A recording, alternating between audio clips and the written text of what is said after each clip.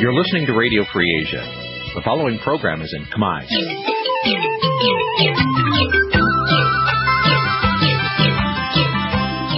នេះជាកម្មវិធីផ្សាយវិទ្យុអាស៊ីសេរី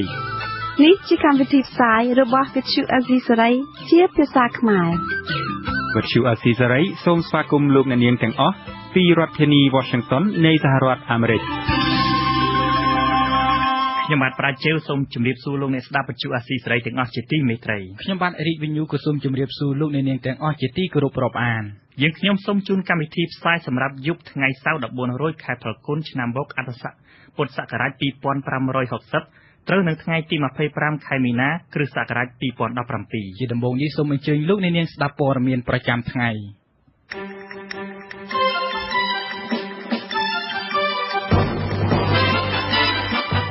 មន្ត្រីក្រសួងមហាផ្ទៃប្រាប់បកប្រឆាំងឲ្យប្តឹងទៅតុលាការកំពូលរឿងលក្ខន្តិកៈបកកម្មករម្នាក់ត្រូវបានបញ្ជូនខ្លួនទៅតុលាការបន្ទាប់ពីហេតុការណ៍ផ្ទុះលោចំហាយក្នុងរោងចក្រស៊ិនតៃសង្គមស៊ីវិលស្នើឲ្យកំណត់និយមន័យព័ត៌មានសម្ងាត់ឲ្យបានច្បាស់លាស់នៅក្នុងច្បាប់ស្តីពីសិទ្ធិទទួលបានព័ត៌មានមន្ត្រីក្រសួងបរិស្ថានអំពាវនាវដល់សាធារណជនឲ្យសន្សំសំចៃថាមពលអគ្គិសនីដើម្បីជួយដល់ភពផែនដីរួមនឹងព័ត៌មានសំខាន់ៗមួយចំនួនទៀតជាបន្តទៅទៀតនេះខ្ញុំបានរីកវិញ្ញូសូមជូនព័ត៌មានពិស្ដាលោកនាងជាទីមេត្រីមន្ត្រីជាន់ខ្ពស់នៃក្រសួងមហាផ្ទៃប្រាប់ទៅគណៈបក្សសង្គ្រោះជាតិថាបើនៅតែយល់ថាសម័យរបស់ខ្លួនធ្វើឡើងត្រឹមត្រូវតាមលក្ខន្តិកៈបកមិនដូចទៅនឹងការលើកឡើងនៃខ្លឹមសារលិខិតរបស់រដ្ឋមន្ត្រីក្រសួងមហាផ្ទៃលោកសខេងនោះគណៈបក្សសង្គ្រោះជាតិអាចប្តឹងទោសទៅតុលាការកំពូលបានចំណែកអនុប្រធានគណៈបក្សសង្គ្រោះជាតិសូមមិនឆ្លើយតបនៅឡើយដោយរងចាំការជួបចរចាគ្នានៅចុងខែមិនិនានេះសិនលោកប្រាជ្ញារាយការណ៍អំពីព័ត៌មាននេះក្រសួងមហាផ្ទៃនៅតែប្រកាន់ចំហថាសមាជវិសាមញ្ញរបស់គណៈបក្សសង្គ្រោះជាតិធ្វើខុសលក្ខន្តិកៈបកដែលតម្កល់ទុកនៅក្រសួងមហាផ្ទៃកាលពីឆ្នាំ 2013 រីឯអ្នកតាមដានស្ថានភាពនយោបាយយល់ថាគណៈបក្សសង្គ្រោះជាតិអាចប្រឈមនឹងត្រូវរំលាយចោលដូច្នេះគណៈបកនេះគូសម្លឹងមើលដៃគូគណៈបកនយោបាយនៅក្រៅរដ្ឋាភិបាលដើម្បីឲ្យគណៈបក្សសង្គ្រោះជាតិជ្រកក្រោមស្លាកគណៈបកដៃគូក្នុងការចូលរួមប្រកួតប្រជែងការបោះឆ្នោតខាងមុខអ្នកនាំពាក្យក្រសួងមហាផ្ទៃលោកខៀវសុភ័ក្រឆ្លើយតបទៅនឹងអនុប្រធានគណៈបក្សសង្គ្រោះជាតិលោកអេងជាអៀងថាបើគណៈបក្សសង្គ្រោះជាតិនៅតែប្រកាន់ចំហថាការធ្វើសមាជវិសាមញ្ញរបស់ខ្លួនត្រឹមត្រូវតាមលក្ខន្តិកៈគណៈបកនោះគណៈបក្សសង្គ្រោះជាតិអាចប្តឹងទៅកាន់តុលាការកំពូលដើម្បីឲ្យវិនិច្ឆ័យបានលោកខៀវសុភ័ក្រនៅតែប្រកាន់ចំហរបស់ខ្លួនដែលរកឃើញថាសមាជវិសាមញ្ញគណៈបក្សសង្គ្រោះជាតិបោះឆ្នោតជ្រើសតាំងលោកកឹមសុខាជាប្រធានលោកប៉ុលហំអ្នកស្រីមួសុខួរនិងលោកអេងឆៃអៀងជាអនុប្រធានគណៈបក្សសង្គ្រោះជាតិនោះគឺផ្ទុយទៅនឹងលក្ខន្តិកៈគណៈបកហើយតាមគាត់យកឃើញខ្ញុំមិនហ៊ានខំគាត់ថាគាត់យកគាត់ថាផ្លូវគាត់ទៅរកអ្នកកណ្ដាលនេះមានតែតុលាការកំពូលទេពីអ្នកកណ្ដាលនេះដូចកណ្ដាលនេះកាត់គឺទៅរកអ្នកកណ្ដាលដើម្បីកាត់ក្តីការថ្លែងរបស់អ្នកនាំពាក្យក្រសួងមហាផ្ទៃបែបនេះក្រោយមួយថ្ងៃបន្ទាប់ពីអនុប្រធានគណៈបក្សសង្គ្រោះជាតិលោកអេងឆៃអៀងបានផ្ដល់បទសម្ភាសន៍មកអាស៊ីសេរីកាលពីថ្ងៃទី 24 ខែមីនាថាគណៈបក្សសង្គ្រោះជាតិបានជូនដំណឹងដល់ក្រសួងមហាផ្ទៃរួចហើយអំពីការកែប្រែសមាសភាពក្បាលម៉ាស៊ីនដឹកនាំរបស់គណៈបកលោកអះអាងថាសមាជភាពគណៈបកធ្វើឡើងត្រឹមត្រូវតាមលក្ខន្តិកៈគណៈបកដែលបានតម្កល់ទុកនៅក្នុងក្រសួងមហាផ្ទៃចំណែកអ្នកខ្លោមើលស្ថានភាពនយោបាយយល់ថាស្ថានភាពនយោបាយនៅពេលនេះគឺកំពុងរាំងខ្ទប់មិនឲ្យគណៈបកសង្គ្រោះជាតិរកច្រកចេញបានដែលឈានទៅដល់ការរំលាយគណៈបកនេះចោលអ្នកសិក្សាការអភិវឌ្ឍសង្គមលោកបណ្ឌិតមាសនេះផ្ដល់គំនិតថាគណៈបកប្រឆាំងគួរសម្លឹងមើលគណៈបកដៃគូឲ្យបានច្រើនដើម្បីការពារគណៈបកនេះត្រូវរំលាយចោលមានគណៈបកផ្សេងដែលអាចចាប់ដៃគូបានអញ្ចឹងបើសិនជាសង្គ្រោះជាតិពិចារណានៅក្នុងការរកមើលដៃគូ2 3ទៀតនៅក្នុងគណៈបកដើម្បីត្រៀមលក្ខណៈរៀបចំខ្លួនដើម្បីធ្វើការដំណើរគ្នាគឺថាវាអាចតមកគាត់ចូលគ្នាក៏ការចាប់ដៃគ្នាធ្វើការពីឥឡូវទៅណាបើសិនជាសង្គ្រោះជាតិត្រូវបានជាលាយពេលហ្នឹងអ្នកដឹកនាំប្រទេសជាតិអាចប្រកាសមានថាអ្នកគ្រប់គ្រងប្រទេសជាតិត្រូវបោះទៅបោះឆ្នោតឲ្យបកណាផ្សេងទៀតចឹងទៅគណៈបក្សសង្គ្រោះជាតិបានធ្វើសមាជវិសាមញ្ញកាលពីថ្ងៃទី 2 ខែមីនាជ្រើសរើសលោកកឹមសុខាជាប្រធានជំនួសលោកសំរងស៊ីជាការឆ្លើយតបទៅនឹងការប្រមានរបស់លោកនាយករដ្ឋមន្ត្រីហ៊ុនសែនដែលជំរុញកែច្បាប់ស្តីពីគណៈបកនយោបាយមិនឲ្យអ្នកមានទោសធ្វើជាប្រធានអនុប្រធាននិងជាសមាជិកគណៈកម្មការនយោបាយរបស់គណៈបកនយោបាយក្នុងពេលនោះដែរលោកហ៊ុនសែនក្នុងនាមជាប្រធានគណៈបកប្រជាជនកម្ពុជា បានផ្ញើលិខិតមួយច្បាប់អបអរសាទរលោកកឹមសុខាប៉ុន្តែបែរជារដ្ឋមន្ត្រីក្រសួងមហាផ្ទៃកាលពីថ្ងៃទី22ខែមីនាបានផ្ញើលិខិតប្រាប់ទៅលោកយឹមសុវណ្ណថាសមាជវិសម័យរបស់គណៈបកសង្គ្រោះជាតិដែលជ្រើសរើសក្បាលម៉ាស៊ីនគណៈបកនេះអនុវត្តផ្ទុយទៅនឹងប្រការ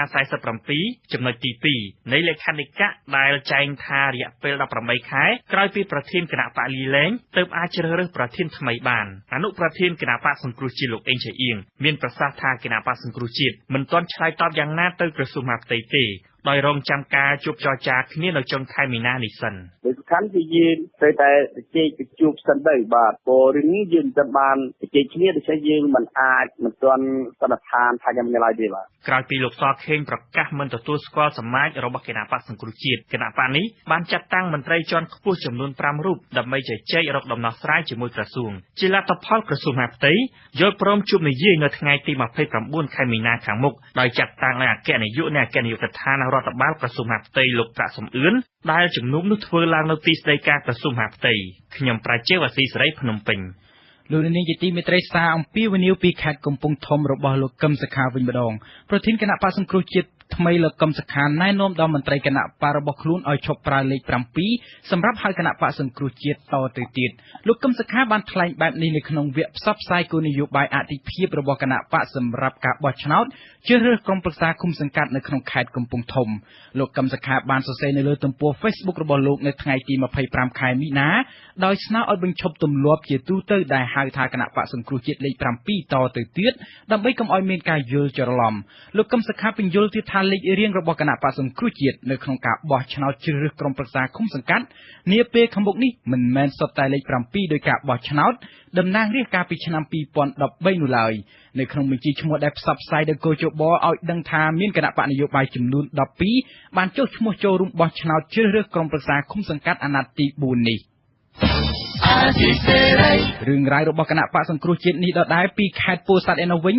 សកម្មជននិងអតីតជំទប់ទី2នៅឃុំរំលេចស្រុកបាកានខេត្តពោធិ៍សាត់អន់ចិត្តនឹងតំណាងរាស្ត្រនិងប្រធានគណៈកម្មាធិការប្រតិបត្តិខេត្តនៃគណៈបកសង្គ្រោះជាតិហើយបានទៅចុះចូលជាមួយគណៈបកកណ្ដាលអំណាចដោយនាំទាំងសកម្មជនចំនួន24រូបទៀត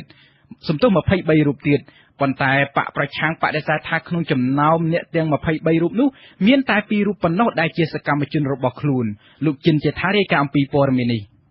មួយថ្ងៃបន្ទាប់ពីគណៈបកប្រជាជនកម្ពុជាឃុំរំលេចប្រកាសបញ្ចូលសមាជិកបកថ្មីដោយភ្ជាប់នឹងសកម្មជនបកប្រឆាំងក្នុងនោះផងមន្ត្រីបកប្រឆាំងនៅថ្ងៃទី25ខែមីនាចោទអ្នកដែលចុះចូលជាមួយបកផ្សេងនោះថាជាបុគ្គលដែលគេទិញទឹកចិត្តបានជាជាងការអន់ចិត្តរឿងផ្ទៃក្នុងរបស់បកប្រឆាំងថារឿងរ៉ាវស្រដៀងគ្នានេះក៏កើតឡើងនៅឃុំត្រពាំងជងនិងឃុំអូតាប៉ោងនៃស្រុកបាកានដែរប្រធានគណៈកម្មាធិការប្រតិបត្តិគណៈបកសង្គ្រោះជាតិខេត្តពោធិ៍សាត់លោកយ៉ាន់សេងហតថ្លែងថាបញ្ហាកើតចេញពីការជ្រើសរើសបេក្ខភាពរបស់បកដែលមានសមត្ថភាពចំណេះដឹងនិងសកម្មក្នុងការងារសម្រាប់ឲ្យឈរឈ្មោះបោះឆ្នោតជ្រើសរើសក្រុមប្រឹក្សាឃុំសង្កាត់សកម្មជនខ្លះទទួលបានលេខរៀងក្រោយគេដោយសារតែមិនសូវសកម្មនឹងការងារឬពុំសូវមានប្រជាប្រិយភាពក្នុងឃុំវាចាំហ្នឹងក៏នៅលេខ2តែលេខ2នោះគាត់កើតទុកសុខចិត្តនេះគោលដៅរបស់គាត់ចង់បានលេខ1ប៉ុន្តែយើងបានគិតហើយការសិក្សាការស្រាវជ្រាវវិទ្យាក៏ដូចជាធ្វើអធិការកិច្ចជុំវិញជាប្រតិភាពនឹងការងារមួយចំនួនដែលរដ្ឋបដាក់ឲ្យហ្នឹងគឺមិនមានសកម្មភាពហ្នឹងប៉ុន្តែយើងនៅតែគិតអ្នកតស៊ូគិតអតីតភាពផ្ដល់ឱកាសឲ្យគាត់ទីបំផុតគាត់នៅតែចង់បានលេខ1ហើយគាត់ទាមទារអញ្ចឹងយើងប្រើប្រាស់យន្តការដែលគណៈបកណែនាំថាឲ្យមានការបោះឆ្នោតពីវិទ្យាបរដ្ឋឆ្លើយតបនឹងការលើកឡើងនេះអតីតជំទប់ទី2ឃុំរំលេចលោកអានសារឿនថាលោកយ៉ាន់សេងហតនិងតំណាងរាស្ត្រលោកងឹមញែងបានចុះមូលដ្ឋានទាំងយប់ដើម្បីបោះឆ្នោតជ្រើសរើសបេក្ខជនឈរឈ្មោះដោយឲ្យសកម្មជនថ្មីឈរនៅលេខរៀងទី1ចំណែករូបលោកត្រូវឈរនៅលេខរៀងចុងក្រោយគេបើទោះបីជាលោកធ្លាប់តស៊ូនិងស្មោះត្រង់ជាមួយនឹងបកអស់រយៈពេលជាង20ឆ្នាំក្តីហើយខ្ញុំតបមកណាគ្រប់ដំណើរនេះទៅលោកឡុងរីក៏ដោយទៅលោកសុកកំសៀក៏ដោយគាត់ថាខេត្តណាខេត្តនឹងកាន់មិនហ៊ានលូកដៃទេអញ្ចឹងណាអញ្ចឹងខ្ញុំអត់មានសង្ឃឹមអីទៀតទេបើសិនជាគុណសួរទៅគេថាសិតតែខេត្តណាខេត្តនឹងកាន់ហើយបើប្រធានក្រុមប្រឹក្សាខេត្តលោកដំណើរនេះខេត្តនេះគេធ្វើអញ្ចឹងហើយតែខ្ញុំទៅគណៈបព្វជិជនក៏ខ្ញុំគ្មានយកបុណ្យខុនស្អីទេខ្ញុំគាត់ថាសូមរួមរស់ជាមួយគេដើម្បីឲ្យដឹងថាយើងពីមុនប្រឆាំងឥឡូវក៏ចូលជាសមាជិកគេជាបរិបទសាមញ្ញឬនយោបាយយើងអត់នឹងធ្វើតទៀតទេលោកអានសារឿនអះអាងថាលោកមិនបានទទួលថវិកាឬការអូ ទាញពីមន្ត្រីគណៈបកប្រជាជនកម្ពុជានោះទេប៉ុន្តែការដែលលោកដើរចេញនេះក៏ដោយសារតែស្អប់នៅទង្វើរបស់មន្ត្រីបករបស់ខ្លួននៅថ្នាក់ខេត្តទោះជាយ៉ាងណាសកម្មជនគណៈបកសង្គ្រោះជាតិនឹងជាបេក្ខភាពលេខរៀងទី1នៅឃុំរំលែកសម្រាប់ការបោះឆ្នោតជ្រើសរើសក្រុមប្រឹក្សាឃុំសង្កាត់នាខែមិថុនាឆ្នាំ2017ខាងមុខលោកនាយចាំបញ្ជាក់ថាអ្នកដែលដើរចេញពីបកគឺមានអតីតជំទប់ទី2ឃុំរំលែកគឺលោកអានសារឿននិងលោកស្រីផៃភីដែលជាសកម្មជននារីប្រចាំឃុំចំណែកមនុស្សជាង20នាក់ផ្សេងទៀតមិនមែនជាសកម្មជនរបស់គណៈបកលោកនោះទេបើហេតុផលចេញពីគណៈបកហ្មងមិនមានទេហេតុផលត្រង់ថាសកម្មជនរបស់គណៈបកសង្គ្រោះជាតិហ្នឹងគាត់មិនគ្រប់គ្រងអានគ្រឿនហ្នឹងដោយគាត់ធ្វើដូចថាបច្ចាណាវាខុសនឹងអរិយគោតាលទ្ធិប្រជាធិបតេយ្យណាប្រធានគណៈកម្មាធិការប្រតិបត្តិគណៈបកសង្គ្រោះជាតិខេត្តពោធិ៍សាត់ថាសកម្មជនដែលដើរចេញពីបកហើយទៅចោះចូលជាមួយបកផ្សេងអាចនឹងកើតឡើងទៀតព្រោះអាណត្តិកន្លងទៅក៏មានរូបភាពដូចគ្នានេះដែរលោកថាវាជារូបភាពដដែលដែលបកកាន់អំណាចធ្លាប់ប្រើក្នុងការទម្លាក់ប្រជាប្រិយភាពគូប្រកួតស្ទើរគ្រប់អាណត្តិប៉ុន្តែសកម្មជនបកប្រឆាំងភាគច្រើននៅតែមានជំហររឹងមាំខ្ញុំបាទចិនជេថាអាស៊ីសេរីពីខេត្តកំពង់ឆ្នាំងចេញពីរឿងនយោបាយយើងងាកមករឿងកម្មករដែលរងគ្រោះដោយសារបំពេញការងារវិញម្ដងប៉ូលីសខណ្ឌសែនសុខរាជធានីភ្នំពេញបញ្ជូនកម្មករបម្រើការផ្នែកលចំហាយម្នាក់ទៅតុលាការនៅថ្ងៃទី25ខែមិនិនាពាក់ព័ន្ធនឹងសំណុំរឿងផ្ទុះលដុតហុយយកចំហាយរបស់រោងចក្រកាត់សម្លៀកបំពាក់ឈ្មោះសិនតៃកម្ពុជាដែលបានបណ្ដាលឲ្យកម្មការិនីម្នាក់ស្លាប់និងរងរបួស7នាក់ក្នុងនោះស្ត្រីមានផ្ទៃពោះ4ខែម្នាក់ផងបានរងរបួសរលាកកម្ដៅនិងបាក់ជើងកាលពីថ្ងៃទី22ខែមីនាអ្នកស្រីខែសុណងមានសេចក្តីរាយការណ៍អំពីព័ត៌មាននេះកម្មករផ្នែកលចំហាយរបស់រោងចក្រកាត់ដេរសម្លៀកបំពាក់ស៊ីនតៃម្នាក់ត្រូវបានបញ្ជូនខ្លួនទៅតុលាការខណៈដែលកម្មការិនី6នាក់ដែលរងរបួសក្នុងហេតុការណ៍ផ្ទុះលនោះកំពុងសម្រាកព្យាបាលជំងឺនៅក្នុងមន្ទីរពេទ្យព្រះកុសុមាអធិការនគរបាលខណ្ឌសែនសុខលោកម៉ាក់ហុងថ្លែងដោយខ្លីនៅថ្ងៃទី25មីនាថាភ្លាមបន្ទាប់ពីមានករណីផ្ទុះលដុតអស់យកចំហាយរបស់រោងចក្រកម្មករម្នាក់ដែលជាអ្នកបម្រើការផ្នែកលនោះត្រូវបានឃាត់ខ្លួនយកមកសាកសួររយៈពេល2ថ្ងៃហើយនៅព្រឹកថ្ងៃទី25ខែមីនាបានបញ្ជូនទៅដល់តុលាការហើយប៉ុន្តែលោកមិនបានប្រាប់លម្អិតអំពីបទចោទនិងការពាក់ព័ន្ធករណីផ្ទុះលនេះថាយ៉ាងណានោះទេអាស៊ីសេរីមិនអាចតាក់ទងសុំការបំភ្លឺបន្ថែមពីអ្នកនាំពាក្យសាលាដំបងរាជធានីភ្នំពេញលោកលីសុផាណាបានទេនៅថ្ងៃទី25ខែមីនាយុវជនដែលឃាត់ខ្លួននោះមានឈ្មោះអ៊ូវ៉ុនអាយុ26ឆ្នាំករណីផ្ទុះលដុតអស់យកចំហាយរបស់រោងចក្រកាត់ដេរសម្លៀកបំពាក់ឈ្មោះស៊ីនតៃនៅភូមិដំណាក់សង្កាត់ភ្នំពេញថ្មីខណ្ឌសែនសុខរាជធានីភ្នំពេញកាលពីថ្ងៃទី22ខែមីនាបណ្ដាលឲ្យកម្មការិនីម្នាក់ស្លាប់និង7នាក់ទៀតរងរបួសឡចំហាយដែលផ្ទុះនោះមានទំហំទទឹងប្រមាណ1ម៉ែត្រកន្លះនិងបណ្ដោយជិត2ម៉ែត្រកន្លះពេលផ្ទុះឡនោះបានហោះពីទីតាំងដើមទម្លុះដំបូលសង្កសីថ្លោងទៅត្រូវកម្មការិនីដែលកំពុងអង្គុយលេងបន្ទាប់ពីទទួលទានអាហារថ្ងៃត្រង់នៅចម្ងាយប្រមាណ100ម៉ែត្រកម្មការិនីម្នាក់ឈ្មោះខីស្រីម៉ៅអាយុ23ឆ្នាំជាបុគ្គលិកផ្នែកពិនិត្យកំពុងព្យាបាលជើងឆ្វេងដែលបាក់និងរលាកចំហាយក្តៅនៅលើដងខ្លួននិងផ្ទៃមុខមួយចំហៀងផងនៅឯមន្ទីរពេទ្យព្រះកុសុមានាងបានរៀបរាប់ថាគ្រូពេទ្យបានប្រាប់ថាកូនក្នុងផ្ទៃនាង4ខែមិនមានបញ្ហាអ្វីនោះទេរីឯជើងនាងអាចនឹងដើរវិញបានប៉ុន្តែត្រូវប្រើពេលវេលាយូរបន្តិចនៅពេលនេះនាងរកគិតអ្វីពុំឃើញឡើយក្រៅអំពីនឹកឃើញតែព្រឹត្តិការណ៍នោះជាប់ជានិច្ចដល់ពេលខ្ញុំហូបហើយខ្ញុំទៅលាងចានលាងអីទុកដាក់ឲ្យអង្គុយលេងដល់ពេលខ្ញុំលឺសុខក្តឹងខ្ញុំរត់តែខ្ញុំរត់អត់ទាន់ទេគេដាក់ដៃខ្ញុំរត់ដែរដល់ពេលខ្ញុំឃើញខ្ញុំរត់ចេញបន្តិចតែខ្ញុំរត់ចូលវិញដល់ពេលមានអីមួយគាត់រត់កាត់មុខខ្ញុំក៏អានឹងវាធ្លាក់មកបុកគាត់ក៏គាត់ស្លាប់ទៅដល់ពេលហើយខ្ញុំខ្ទាតលំបែងខ្ទាតពីកន្លែងគាត់មកចាំខ្ញុំដល់ពេលខ្ញុំបាក់ជើងបែកក្បាលអាលីអានេះពេញខ្លួនតងបែកអញ្ចឹងហើយកលិតជើងកលិតដៃខ្ញុំបាយបោកក្បាលនឹងរោងបាយមកទៅនៅតែខ្ញុំឲ្យពីអ្នកបងហ្នឹងគេរត់អស់ហើយដល់ពេលខ្ញុំយំខ្ញុំយកដៃគេហាន់ពងអានេះគេហ្នឹងហ៎គេទៅវាលាកចាដេញមុខខ្ញុំអីបែកចំហាយក្តៅស្វាមីរបស់ខីស្រីម៉ៅលោកយាយមុនលីអំពាវនាវឲ្យភាគីរោងចក្រស៊ីនតៃគិតគូរជួយផ្ដល់ជាគោលនយោបាយខ្លះដល់គ្រួសារគាត់ក្រៅតែអំពីជំនួយព្យាបាលពីបេឡាជាតិរបបសន្តិសុខសង្គមឬហៅថាបសសនៃក្រសួងកាងារខ្ញុំបារម្ភជីវភាពទី1ខ្លាចគាត់ដឹងដើរកើតទី1ខ្ញុំប្រិយពុនខ្ញុំកព្រាប្រពន្ធខ្ញុំកព្រាម៉ែអើខ្ញុំខ្លាចខ្ញុំគិតត្រូវស៊ីទៅមុខចិត្តដឹងមិនចាំហើយ ខ្ញុំគួរឲ្យតិចជួយខ្ញុំពងខ្ញុំក្រីក្រដល់ពេលពលខ្ញុំបើសិនជាបានគាត់ជួយខ្ញុំគួរហត់តែអូទៀតតែក្រុមហ៊ុនឬមួយរោងចក្រគាត់ជួយខ្ញុំមើលថែទាំអញ្ចឹងទៅមុខទៀតអញ្ចឹងបានសុំច្បាប់គេបាន3ថ្ងៃឥឡូវចូលទៅវិញធ្វើការឲ្យគេដល់គេយកខ្ញុំអត់ទេឡើយគេឈប់ឲ្យព្រោះកន្លែងហ្នឹងវាយើងបាក់ដែរឥឡូវមានទម្ងន់4ខែទៀតយើងពិបាកបារម្ភជាមួយខ្លាចលោកកូនយើងកើតមកចេះ1ចេះ2ទៅហើយខ្លាចនេះយើងតន់ជាអញ្ចឹងកូនវាឆ្លងទលេអញ្ចឹងទៀតក៏វាបាក់3 4ចំណុចទៅមុខទៀតអញ្ចឹងប្រធានរដ្ឋបាលសម្ព័ន្ធសហជីពស្មារតីកម្មករខ្មែរលោកថោងសឿនមានប្រសាសន៍ថាសម្ព័ន្ធសហជីពនឹងបន្តឃ្លាំមើលការអនុវត្តទូទាត់សំណងពីបសសនិងពិនិត្យតាមដានអំពីការផ្ដល់សំណងពីរោងចក្របន្ថែមលើបសសដើម្បីឲ្យអ្នករងគ្រោះទទួលបានសំណងទៅតាមផ្លូវច្បាប់ក្នុងចំណោមកម្មការិនីដែលសម្រាប់ព្យាបាលរបួស7នាក់ម្នាក់បានត្រឡប់ទៅផ្ទះវិញអ្នកដែលកំពុងបន្តព្យាបាលបានលើកឡើងថាពួកគេមិនត្រូវការប្តឹងផ្តល់ថៅកែរោងចក្រឬសំណូមពរឲ្យក្រុមហ៊ុនកែលម្អស្ថានភាពក្នុងរោងចក្រអ្វីនោះទេគឺគ្រាន់តែសុំនៅពេលដែលពួកគេចេញពីមន្ទីរពេទ្យក្រុមហ៊ុននៅតែទទួលពួកគេឲ្យចូលធ្វើការវិញចា៎នាងខ្ញុំខែសុណងអាស៊ីសេរីភ្នំពេញអាស៊ីសេរីលោកអ្នកនាងជាទីមេត្រីមន្ត្រីឃ្លាំមើលការអភិវឌ្ឍសង្គមស្នើមន្ត្រីជំនាញត្រួតពិនិត្យទំនិញម្ហូបអាហារឬទំនិញផ្សេងត្រូវកសាងសំណុំរឿងអ្នកជាប់ពាក់ព័ន្ធដាក់លក់ទំនិញខូចគុណភាពនិងទំនិញគ្មានបច្ចេកទេសបញ្ជូនទៅតុលាការដើម្បីផ្តន្ទាទោសបាទលោកអ្នកនាងនឹងបានស្ដាប់សេចក្តីរាយការណ៍នេះពិស្ដារនៅក្រៅការផ្សាយព័ត៌មានប្រចាំថ្ងៃអាស៊ីសេរីលោកអ្នកនាងជាទីមេត្រីក្រុមការងារបច្ចេកទេសភាគីរដ្ឋាភិបាលអង្គការសង្គមស៊ីវិលនិងអ្នកសារព័ត៌មាននឹងអាចឈានដល់ដំណាក់កាលនៃការពិភាក្សាគ្នាលើសេចក្តីព្រាងច្បាប់ស្តីពីសិទ្ធិទទួលបានព័ត៌មានត្រង់មាត្រា20ដែលនិយាយអំពីព័ត៌មានសម្ងាត់នៅក្នុងខែមេសាខាងមុខនេះ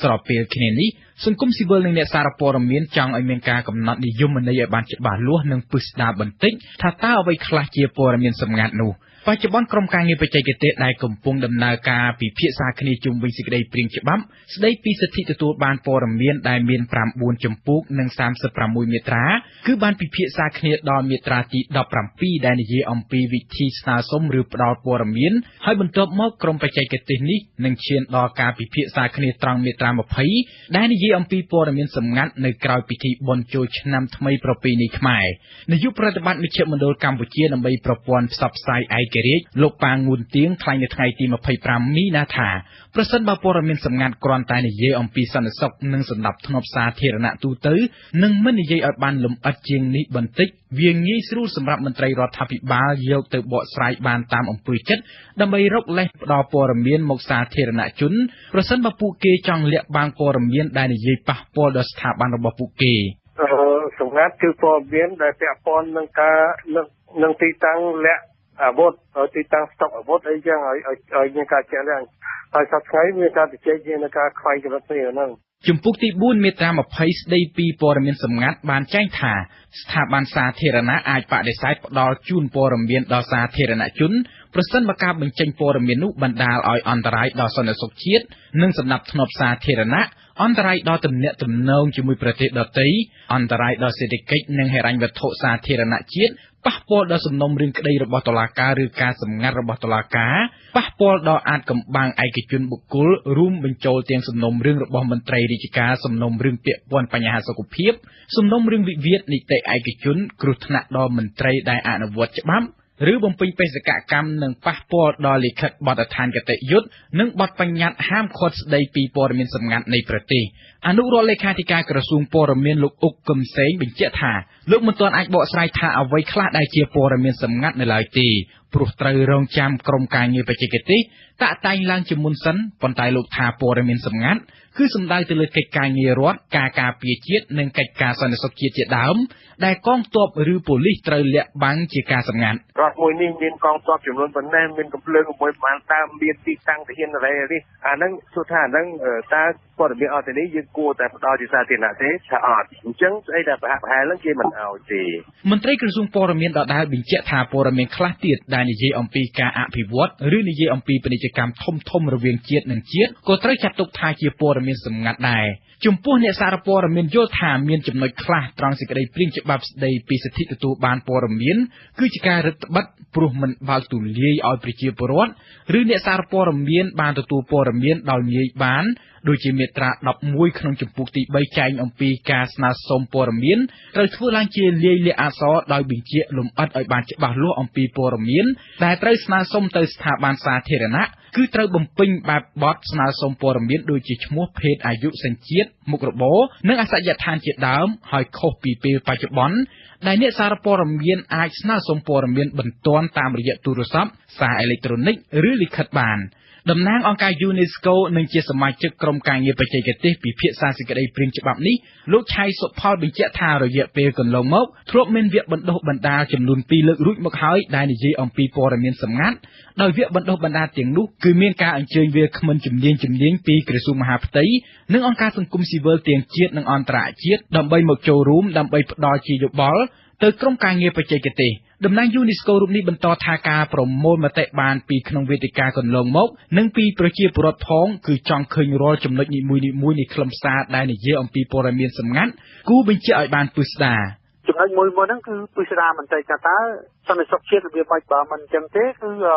ក្រសួងសម័យដែលត្រូវជាអ្នកផ្ដល់ព័ត៌មានហ្នឹងគាត់អត់ផ្ដល់ឲ្យគាត់ដោយស្មានទៅលើថាហ្នឹងជាព័ត៌មានសម្ងាត់ជាព័ត៌មានសន្តិសុខជាតិលោកឆៃសុផលសង្ឃឹមថាកិច្ចពិភាក្សានៅពេលក្រោយជុំវិញសេចក្តីព្រាងច្បាប់ស្តីពីព័ត៌មានសម្ងាត់នឹងមានចំណុចមួយចំនួនត្រូវបានកែប្រែឡើងវិញដើម្បីឲ្យគ្រប់ភាគីអាចទទួលយកបានទាំងអស់គ្នា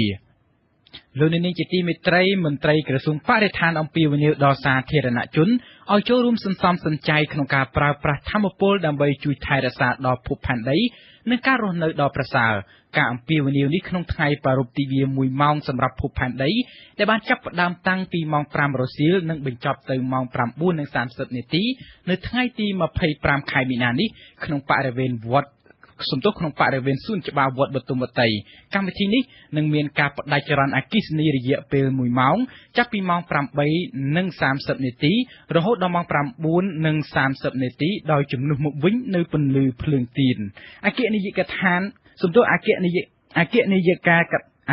យកការនៃអគ្គនាយកដ្ឋានចំណេះដឹងនិងព័ត៌មានបរិស្ថានអ្នកស្រីងិនលីណាឲ្យអាស៊ីសេរីដឹងថាកម្មវិធីនេះជាការបង្ហាញទៅដល់សាធារណជនឲ្យបានដឹងអំពីកិច្ចការបរិស្ថាននិងការសន្សំសំចៃថាមពលចឹងថ្ងៃនេះគឺជាថ្ងៃនិមិត្តរូបមួយមិនដែលបានន័យថាយើងបិទភ្លើង1ម៉ោងសម្រាប់ថ្ងៃនេះអាចជួយភពផែនដីទាំងអស់គ្នាទេប៉ុន្តែជានិមិត្តរូបមួយដើម្បីឲ្យប្រជាជននិងសាធារណជនយល់ពីបញ្ហានេះហើយចូលរួមទាំងអស់គ្នាក្នុងការប្រើប្រាស់ថាមពលប្រចាំថ្ងៃហ្នឹងដោយមានការគ្រប់គ្រងបានល្អនិងចូលរួមសន្សំសំចៃទាំងអស់គ្នាយុវជនយើងត្រូវចាប់ផ្ដើមទាំងអស់គ្នាចូលរួមក្នុងកិច្ចគាំពារបរិស្ថានព្រោះឯបរិស្ថានគឺជារឿងរបស់យើងទាំងអស់គ្នានេះគឺជាឆ្នាំទី5ហើយដែលប្រទេសកម្ពុជាបានចូលរួមជាមួយពិភពលោកក្នុងការប្រារព្ធទិវា1ម៉ោងដើម្បីភពផែនដីទិវា1ម៉ោងនេះដំបូងឡើយត្រូវបានរៀបចំឡើងនៅក្នុងទីក្រុងស៊ីដនីប្រទេសអូស្ត្រាលីនៅឆ្នាំ2017បាទពាក់ព័ន្ធនឹងកម្មវិធីប្រារព្ធទិវា1ម៉ោងដើម្បីភពផែនដីនេះផងដែរយើងក៏បានភ្ជាប់ទូរស័ព្ទទៅមន្ត្រីនាំពាក្យក្រសួងបរិស្ថានលោកអ៊ីងសុផាឡែតបាទជំរាបសួរអាដាមអ៊ីងសុផាឡែតបាទបាទអរគុណអាដាមដែលបានចូលរួមក្នុងកម្មវិធីអាដាមថាតើកម្មវិធីល្ងាចមិញនេះរៀបចំបែបណាខ្លះហើយមានអ្នកណាដែលមានអ្នកចូលរួមប៉ុន្មានដែរអាដាមបាទកម្មវិធីល្ងាចមិញហ្នឹងគឺយើងរៀបចំនៅមុខសួនច្បារវត្តបទុមវតីហើយមានការចូលរួមជាមកពីបណ្ដាអង្គការមកពីបណ្ដាក្រុមហ៊ុនក៏មកពីសាកលវិទ្យាល័យផ្សេងនឹងសាធារណជនជាទូទៅដែរបាទយើងបានរៀបចំឡើងមានប្រជាជនចូលរួមក្រុងទុកជាង 3,000 នាក់បាទនៅក្នុងឆ្នាំហ្នឹងបាទអាដាមឮថាកម្មវិធីនេះមានការផ្ដាច់អគ្គិសនី1ម៉ោងផងដែរហើយដោយជំនួសមកវិញនៅភ្លើងពន្លឺភ្លើងទៀនអាដាមតើការធ្វើបែបនេះក្នុងន័យយ៉ាងម៉េចដែរអាដាមក្នុងន័យបង្ហាញអំពីគោលបំណងអ្វីដែរអាដាមការធ្វើបែបនេះខ្ញុំសូមជម្រាបជូនថានេះគឺជាសកម្មភាពមួយដែលយើងធ្វើតមកកម្មវិធីនេះគឺបានធ្វើកម្មឡើងកាលពី10ឆ្នាំមុននៅប្រទេសអូស្ត្រាលីនៅទីក្រុងស៊ីដនីហើយកម្មវិធីយើងក៏បានចូលរួមនៅក្នុងទិវានេះរយៈពេល5ឆ្នាំមកហើយការបណ្ដាច់ភ្លើងនេះសោតទៀតគឺទី1គឺឆ្លុះបញ្ចាំង ในการគ្រប់គ្រងលើបញ្ហាបរិស្ថានការបណ្ដាច់ភ្លើងរយៈពេល1ម៉ោងនេះគឺជានិមិត្តរូបនៃការបញ្ញាចិត្តរួមគ្នាទាំងអស់គ្នាបញ្ឈប់នៅអ្វីៗដែលជាកត្តាប៉ះពាល់ដល់បរិស្ថានគឺតើរួមរបស់វេទិកានេះគឺដើម្បីរួមគ្នាទាំងអស់គ្នាផ្លាស់ប្ដូរឬក៏ change the climate change នេះគឺជាភាសាអង់គ្លេសហើយខ្មែរយើងប្រហែលជាបកប្រែថាផ្លាស់ប្ដូរការផ្លាស់ប្ដូរអាកាសធាតុតែម្ដងជំរុញធ្វើយ៉ាងណាជួយកាត់បន្ថយកម្ដៅនៅលើភពផែនដីរបស់យើងឲ្យបាន1 degree 1.5 អង្សាសេដូចតែយើងបានព្រមព្រៀងគ្នានៅក្នុងកិច្ចព្រមព្រៀងទីក្រុងប៉ារីសចឹងដែរហើយទីនោះទៅទៀតក៏ដើម្បីធ្វើយ៉ាងណាជំរុញឲ្យភពផែនដីយើងមាន carbon neutral ក៏ដូចជាធ្វើយ៉ាងណាឲ្យផ្ទៃសមុទ្រយើងមានពណ៌ខៀវក៏ដូចជាព្រៃព្រឹក្សាយើងមានពណ៌បៃតងដើម្បីជាបរិស្ថានល្អសម្រាប់ទាំងមនុស្សលោកផងទាំងសត្វរស់សម្រាប់ការរស់នៅផងដែរបាទអាដាមតើអ្នកតំណាងស្ថាប័នណាខ្លះដែលសំខាន់ដែលបានចូលរួមក្នុងការបដិចរន្តអគ្គិសនីរយៈពេល1ម៉ោងនេះអាដាមខ្ញុំសូមជម្រាបជូនថាយើងស្នើសុំឲ្យមានការចូលរួមជា volunteer បាទជាការស្ម័គ្រចិត្តអត់មានការបង្ខិតបង្ខំទេហើយគឺមានការចូលរួមច្រើននៅក្នុងប្រជាជាតិកម្ពុជាយើងគឺប្រជាជនកម្ពុជាយើងគឺរួមគ្នាបិទភ្លើងដើម្បីធ្វើការសន្សំសំចៃហើយក៏ធ្វើជានិមិត្តរូបនៃការបញ្ញាចិត្តក្នុងការគាំពៀបរិស្ថាននេះដែរតាមបណ្ដាខេត្តក៏យើងមានសកម្មភាពនេះដែរបាទដូចជាខេត្តបៃលិនខេត្តបាត់ដំបងគឺយើងមានសកម្មភាពទាំងអស់រួមគ្នាតែម្ដងបាទនៅក្នុងថ្ងៃនេះបាទអាដាមក្រៅពីការបដិចរន្តអគ្គិសនីរយៈពេល1ម៉ោងហើយតើមានកម្មវិធីអីផ្សេងទេដែលគេប្រពៃក្នុងប្រពៃទិវា1ម៉ោងដើម្បីភពផែនដីមានកម្មវិធីផ្សេងទេដើម្បីចូលរួមក្នុងការពារបរិស្ថានអាដាមបាទក្រៅពីការពន្លត់ភ្លើង1ម៉ោងនេះយើងបត់ភ្លើងទៀនសម្រាប់ការប្រើប្រាស់ដើម្បីឆ្លុះបញ្ចាំងនៃការសន្សំសំចៃការស្រឡាញ់បរិស្ថានពីនោះទៅទៀតយើងក៏មានក្រុមមន្ត្រីមានតារាសំខាន់ល្បីៗមកចូលរួមដូចជាមានសុខភាពដូចជាGVKS និងតារាបង្ហាញមុខទៅទៀតដែរមកចូលរួមក្នុងកម្មវិធីនឹងដើម្បីធ្វើយ៉ាងណាបំផុសកម្មវិធីនឹងឲ្យមានការចាប់អារម្មណ៍ទៅដល់មហាជនទៅដល់បងប្អូនប្រជាជនកម្ពុជាយើងនាំគ្នាទាំងអស់គ្នាចូលរួមសកម្មភាពបរិស្ថានគាំពៀបរិស្ថានរបស់យើងបាទអាដាមបើតាមដឹងនេះជាឆ្នាំទី5ហើយដែលកម្ពុជាយើងចូលរួមប្រពៃជាមួយពិភពលោកក្នុងការប្រពៃទិវា1ម៉ោងដើម្បីភពផែនដីនេះអាដាមឃើញថាពីមួយឆ្នាំមកមួយឆ្នាំតើមានការចូលរួមយ៉ាងម៉េចខ្លះនៅក្នុងកម្មវិធីនេះមានការកើនឡើងឬយ៉ាងម៉េចអាដាមខ្ញុំសូមនិយាយជូនថាបាទពីមួយឆ្នាំកម្មវិធីនេះគឺកើនឡើងជារៀងរហូតហើយការចូលរួមនៅសល់ទៀតក៏មានការកាន់តែច្រើនដែរជាពិសេសអង្គការ WWF ដែលគាត់បានជាជួយផ្ដើមនៅប្រទេសអូស្ត្រាលីហើយដំណើរគាត់នៅប្រជាជនកម្ពុជាយើងហ្នឹងគាត់មានភាពសកម្មក្នុងការជួយជំរុញឥឡូវហ្នឹងយើងចង់ឲ្យការងារហ្នឹងមិនត្រឹមជាវេទិកាទេឲ្យតែជាចលនាតែម្ដងដើម្បីធ្វើយ៉ាងណាបងប្អូនយើងនឹងចូលរួមអស់គ្នាហើយនៅពេលនេះទៀតចលនាកំពុងតែមានភាពសកម្មនឹងរីកខ្លាំងឡើងបាទហើយយើងក៏ពង្រីកវិសាលភាពនៃការងារនឹងដែរដូចនៅឆ្នាំនេះយើងជំរុញឲ្យប្រជាជនយើងតាមរយៈការបង្ហាញម៉ូដតាមរយៈការប្រគំតន្ត្រីនឹងឲ្យប្រជាជនយើងយល់ច្បាស់នៅគំនិតអ្វីដែលយើងហៅថា 3R reuse និង recycle នឹងការកាត់បន្ថយការប្រើប្រាស់ឡើងវិញនិងការ recycle ឡើងវិញនឹងបាទអាដាមបើយើងនិយាយអំពីយុវជនវិញយុវជនដែលចូលរួមក្នុងកម្មវិធីការពីល្ងាចមិញនេះតើគាត់អាចចូលរួមការពារបរិស្ថានបានយ៉ាងម៉េចខ្លះអាដាមហើយគាត់បានលើកឡើងអំពីសំណូមពរដែរឬទេអាដាមបាទយើងមានកម្មវិធីចាប់រង្វាន់ហើយកម្មវិធីចាប់រង្វាន់ហ្នឹងយើងសង្កេតឃើញជាដំបូងគឺមានយុវជនយើងច្រើនអ្នកដែលចូលរួមហ្នឹងក្នុងចំណោម 3000 អ្នកជាងហ្នឹងគឺច្រើនគឺសុទ្ធតែយុវជនតែហើយយុវជនហ្នឹងនៅពេលដែលយើងធ្វើសំណួរចម្លើយហ្នឹងគាត់មានភាពយល់ដឹងច្រើនយើងមានការចាត់រង្វាន់សួរសំណួរចម្លើយផ្ដល់ជូនរង្វាន់ហើយគាត់ឡើងចាត់រង្វាន់ហ្នឹងគាត់ នៅពេលដែលយើងដាក់សំណួរទៅគាត់មានការយល់ដឹងយ៉ាងច្រើននៅបរិស្ថានរបស់យើងហើយតាមរយៈជននេះសល់ទៀតខ្ញុំសង្ឃឹមថាពួកគាត់នឹងជួយសង្គមយើងតាមរយៈកែប្រែអ្វីដែលឲ្យតែជាបរិស្ថាននឹងឲ្យទៅជាfashion មកវិញបាទជាចរន្តវិញជា trend វិញដើម្បីរួមគ្នាទាំងអស់គ្នាគាំទ្របរិស្ថាននឹងបាទអាដាមសប្តាហ៍ថ្ងៃនេះមានកត្តាច្រើនណាស់ដែលធ្វើឲ្យប៉ះពាល់ដល់បរិស្ថានអាដាមអាចជម្រាបបានទេថាតើបច្ចុប្បន្ននេះមានកត្តាអ្វីខ្លះដែលសំខាន់ធ្វើឲ្យប៉ះពាល់ដល់បរិស្ថានធ្ងន់ធ្ងរជាងគេអាដាមខ្ញុំសូមជំរាបជូនថាកត្តាសំខាន់នេះគឺកត្តាប្រវត្តិសាស្ត្រតែម្ដងកម្ពុជាយើងជាប្រទេសមួយដែលស្បមានសង្គ្រាមរ៉ាំរ៉ៃហើយបើយើងមើលត្រឡប់ទៅវិញកម្ពុជាយើងទើបតែមានអាយុ19ឆ្នាំទេហើយយើងទទួលសុខសន្តិភាពពេញលេញហើយមានអាចទៅគ្រប់ទីកន្លែងទាំងអស់បានហើយចំណេះដឹងទូទៅទូលំទូលាយក៏ទើបតែមានរយៈពេល19ឆ្នាំនេះទេចឹងទេអ្វីដែលជាកត្តាប្រឈមសំខាន់គឺកត្តាអប់រំនេះតែម្ដងបាទការប្រើប្រាស់ថង់ប្លាស្ទិកការបង្ហូរទឹកបោះចោលថង់ប្លាស្ទិកសម្រាមទៅចូលក្នុងទន្លេបឹងបួរឬការបង្ហូរទឹកកខ្វក់ចូលទន្លេបឹងបួរឬអ្វីនឹងហើយដែលជាកត្តាសំខាន់ដែលយើងចាំបាច់ត្រូវអប់រំប្រជាជនយើង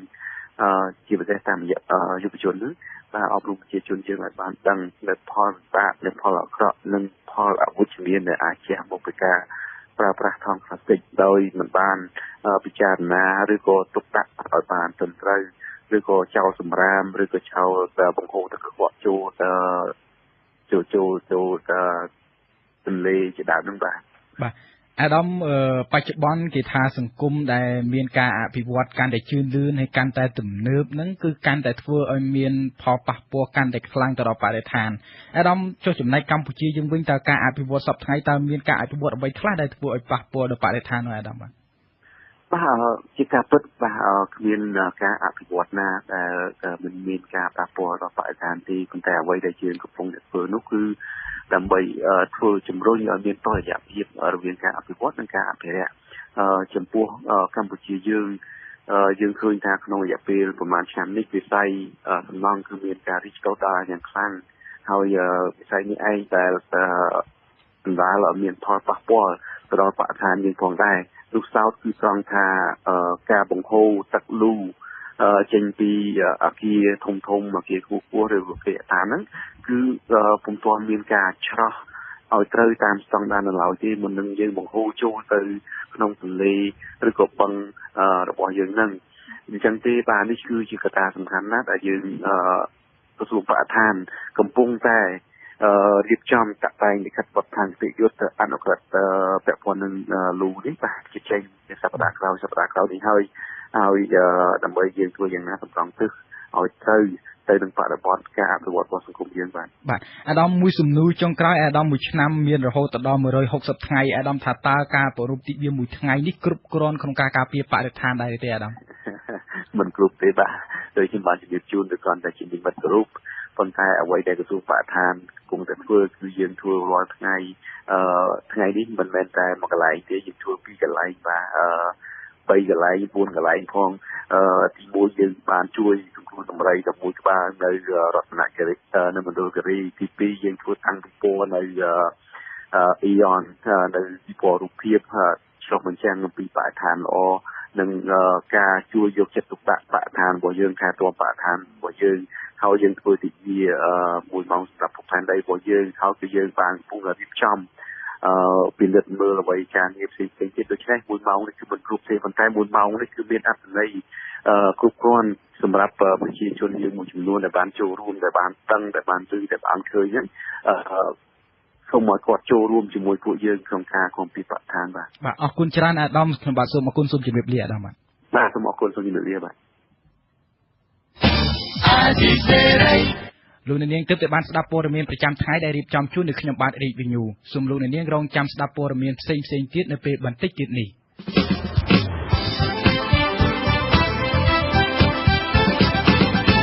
លោកនាងជាទីមេត្រីនៅក្នុងកម្មវិធីផ្សាយបន្តទៀតនេះលោកនាងនឹងបានស្ដាប់សេចក្តីរាយការណ៍និងបទសម្ភាសន៍មួយចំនួន មន្ត្រីកម្មគងត្រូលខេត្តព្រះសីហនុបន្តចុះអប់រំនិងចាប់ទំនិញលក់នៅលើទីផ្សារខូចគុណភាពនីតិកសិកម្មប្រចាំសប្តាហ៍របស់ដាំជីរណាឬហៅថាជីបន្លារបស់កសិករនៅខេត្តបាត់ដំបងហើយនៅចុងក្រោយនៃកម្មវិធីផ្សាយគឺជាព័ត៌មានបញ្ចប់សូមអញ្ជើញលោកអ្នកនាងស្ដាប់ការផ្សាយរបស់យើងដែលមានជាបន្តដូចតទៅ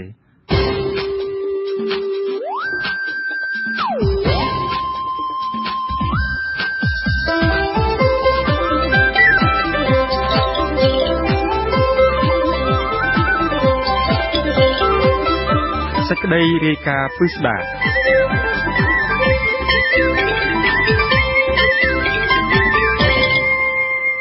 មន្ត្រីជំនាញត្រួតពិនិត្យចំណីអាហារប្រចាំខេត្តព្រះសីហនុបន្តព្រួយបារម្ភអំពីទំនិញខូចគុណភាពនិងទំនិញគ្មានផលិតផលស្លាកសញ្ញាក្រុមហ៊ុននានាត្រូវបានក្រុមអាជីវករមួយចំនួនបន្តដាក់លក់នៅលើទីផ្សារជាពិសេសទីផ្សារមានទីតាំងឆ្ងាយពីទីប្រជុំជនករណីនេះមន្ត្រីខ្លំមើលការអភិវឌ្ឍសង្គមស្នើឲ្យមន្ត្រីជំនាញត្រួតពិនិត្យម្ហូបអាហារឬទំនិញផ្សេងត្រូវកសាងសំណុំរឿងអ្នកជាប់ពាក់ព័ន្ធនិងដាក់ការលក់ទំនិញខូចគុណភាពឬផលិតផលគ្មានបច្ចេកទេសបញ្ជូនទៅតុលាការផ្ដន្ទាទោសឲ្យរាងចាលពីខេត្តព្រះសីហនុលោកដែននាយុទ្ធជាមានសេចក្តីរាយការណ៍អនុប្រធានសាខាកម្មគងត្រូលខេត្តព្រះសីហនុលោកជាពេជ្របានដឹកនាំមន្ត្រីជំនាញចុះផ្ដល់ការអប់រំទៅលើការជ្រើសរើសទំនិញឬចំណីអាហារដែលមានសុវត្ថិភាពជូនដល់សិស្សានុសិស្សសាលាបឋមសិក្សានិងវិទ្យាល័យហ៊ុនសែនកំពង់សីឡាកាលពីព្រឹកថ្ងៃអង្គារទី21ខែមីនាមន្ត្រីជំនាញបានបញ្យល់ថាការប្រើប្រាស់អាហារឬទំនិញខូចគុណភាពនិងគ្មានស្លាកសញ្ញាវេចខ្ចប់ឲ្យបានត្រឹមត្រូវគ្រប់ប្រភេទទាំងរឹងនិងរាវនាំឲ្យប៉ះពាល់ធ្ងន់ធ្ងរដល់សុខភាពអ្នកទទួលទានឬអ្នកប្រើប្រាស់នៅចំពោះមុខកុមារតូចៗឬសិស្សានុសិស្សវិទ្យាល័យកំពង់សីឡាលោកជាពេជ្រឲ្យដឹងថាទំនិញខូចគុណភាពឬអាហារត្រីសាច់គ្រប់ប្រភេទទាំងអាហារក្រៀមស្រស់អាហារឬភេសជ្ជៈកំប៉ុងឬដបជាដើមត្រូវក្រុមអាជីវករបន្តដាក់លក់នៅលើទីផ្សារមួយចំនួននៅខេត្តព្រះសីហនុមានផ្សារកំពង់សីឡាជាដើមលោកថាទំនិញខូចគុណភាពជាច្រើនប្រភេទត្រូវមន្ត្រីជំនាញចំណីអាហារដកហូតពីទីកន្លែងលក់ដូររបស់អាជីវករមួយចំនួននៅផ្សារកំពង់សីឡាកាលពីព្រឹកថ្ងៃអង្គារទី21ខែមីនាដោយរឹបអូសទំនិញខូចគុណភាពបានជាង300គីឡូក្រាមលោកជាពេជ្រអំពាវនាវដល់លោកគ្រូអ្នកគ្រូពិសេសអាណាព្យាបាលឲ្យពិនិត្យកាលបរិច្ឆេទប្រើប្រាស់និងទំនិញដែលមិនមានបិទស្លាកសញ្ញាក្រុមហ៊ុនផលិតឲ្យបានត្រឹមត្រូវគឺមិនត្រូវយកមកទទួលទានទេព្រោះនាំឲ្យប៉ះពាល់ដល់សុខភាពអាហារវេចខ្ចប់ស្រាប់តើយើងរបៀបមើលរបៀបទិញរបៀបទុកដាក់របៀបថែរក្សាគឺក្រុមការងាររបស់ខ្ញុំបានពន្យល់ในឱកាសនោះសិស្សានុសិស្សនិងនាយកសាលាវិទ្យាល័យហ៊ុនសែនកំពង់សីឡាលោកគង់សវិធីគាំទ្រសកម្មភាពរបស់ក្រុមការងារមន្ត្រីត្រួតពិនិត្យម្ហូបអាហារមកពីស្ថាប័នសាខាកម្មគងត្រូលខេត្តព្រះសីហនុដែលចុះអប់រំដល់សិស្សានុសិស្សរៀននៅវិទ្យាល័យនេះលោកនាយកបានអំពាវនាវដល់អាណាព្យាបាលនិងសិស្សានុសិស្សនៅវិទ្យាល័យកំពង់សីឡាទាំងអស់ត្រូវចេះពិនិត្យទៅលើទំនិញគ្រប់ប្រភេទមុននឹងទិញយកទៅទទួលទានឬប្រើប្រាស់ត្រូវឲ្យប្រាកដថាមុខទំនិញទាំងនោះមានគុណភាពនិងមិនទាន់ហួសកាលបរិច្ឆេទប្រើប្រាស់ដើម្បីសុខភាពនៅតាមក្រុមគ្រួសារនីមួយៗខាងអាណាព្យាបាលសិស្សមុននឹងទិញអ្វីក៏ដោយដែលជាសម្ភារៈប្រើប្រាស់អាហារហូបចុកប្រចាំថ្ងៃ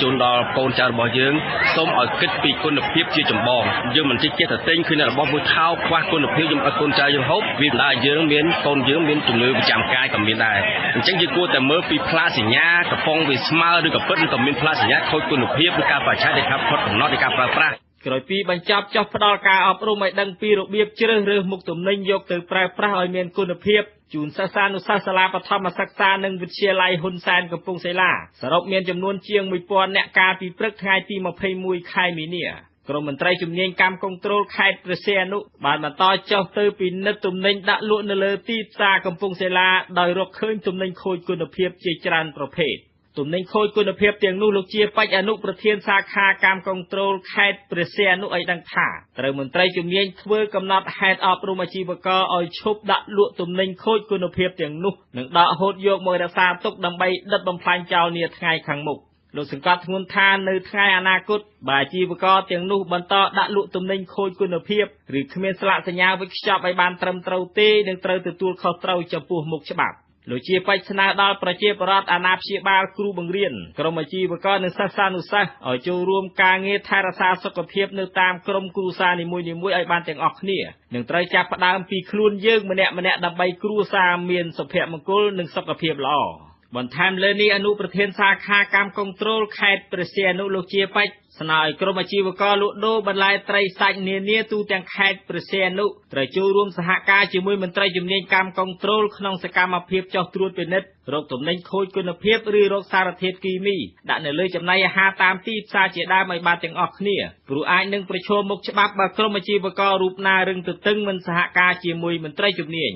អ្នកសម្របសម្រួលសមាគមអាត60ប្រចាំខេត្តព្រះសីហនុអ្នកស្រីជាតិសុធារីស្នើដល់មន្ត្រីជំនាញត្រួតពិនិត្យចំណីអាហារថាត្រូវមានវិធានការតាមផ្លូវច្បាប់ឲ្យបានធ្ងន់ធ្ងរទៅលើក្រុមអាជីវករទាំងឡាយណាដែលមុខទំនិញរបស់ពួកគេត្រូវមន្ត្រីជំនាញរកឃើញមានសារធាតុគីមីឬខូចគុណភាពបានដាក់លក់នៅលើទីផ្សារដែលនាំឲ្យប៉ះពាល់ដល់សុខភាពអ្នកប្រើប្រាស់មន្ត្រីឃ្លាំមើលការអភិវឌ្ឍសង្គមរូបនេះគាំទ្រសកម្មភាពរបស់មន្ត្រីជំនាញត្រួតពិនិត្យចំណីអាហារកម្មគន្ត្រូលខេត្តព្រះសីហនុក្នុងការងារចុះត្រួតពិនិត្យរោគសារធាតុគីមីជាបន្តបន្ទាប់ទៅលើចំណីអាហារនិងបន្លែផ្លែឈើជាដើមនៅលើទីផ្សារនានាដើម្បីចូលរួមថែរក្សាសុខភាពពលរដ្ឋយ៉ាងនេះក្តីអនុប្រធានសាខាកម្មគន្ត្រូលខេត្តព្រះសីហនុលោកជាបច្ចបានប្រកាសលេខទូរស័ព្ទជូនដល់សាធារណជនឬប្រជាពលរដ្ឋបើមានព័ត៌មានសង្ស័យថាទីតាំងណាមួយមានលក់ទំនិញខូចគុណភាពអាហារស្រស់ចំណីអាហារទាំងភេសជ្ជៈកំប៉ុងឬដបគ្រប់ប្រភេទមានដាក់សារធាតុគីមីនិងហួសកាលបរិច្ឆេទប្រើប្រាស់ជាដើមត្រូវផ្ដល់ព័ត៌មានឲ្យបានឆាប់មកកាន់មន្ត្រីកម្មគន្ត្រូលសាខាខេត្តព្រះសីហនុតាមរយៈលេខទូរស័ព្ទ098 555 666 017 443 737 និង 012 943 6047 ខ្ញុំដែរនាយកជាអាស៊ីសេរីខេត្តព្រះសីហនុ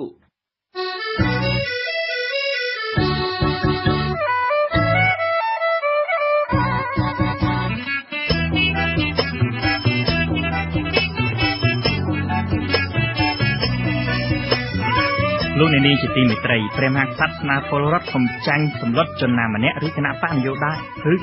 បាយណាមួយទាក់ទងទៅនឹងការបោះឆ្នោតជ្រើសរើសក្រុមប្រឹក្សាឃុំសង្កាត់ឆ្នាំ 2017 ដោយត្រូវប្រើសិទ្ធិសេរីភាពបោះឆ្នោតតាមសតិសម្បញ្ញៈជ្រើសរើសបេក្ខជនគណៈបកណាដែលខ្លួនពេញចិត្តអំពាវនាវដល់ពលរដ្ឋដែលមានសិទ្ធិបោះឆ្នោតទាំងអស់ទៅបោះឆ្នោតឲ្យបានគ្រប់គ្នាដែលប្រព្រឹត្តនៅថ្ងៃទី 4 ខែមិថុនាឆ្នាំ 2017 ខាងមុខព្រះអង្គមានបន្ទូលថាការបោះឆ្នោតជ្រើសរើសក្រុមប្រឹក្សាឃុំសង្កាត់ឆ្នាំ 2017 នេះជាការបោះឆ្នោតទូទៅជាសកលដោយសម្ងាត់តាមលទ្ធិប្រជាធិបតេយ្យសេរីពហុបកដូចនេះសូមកុំឲ្យមានការព្រួយបារម្ភពីការគាបសង្កត់គំរាមកំហែងឬសម្លុតពីជនណាម្នាក់ឬគណៈបកនយោបាយណាមួយឡើយ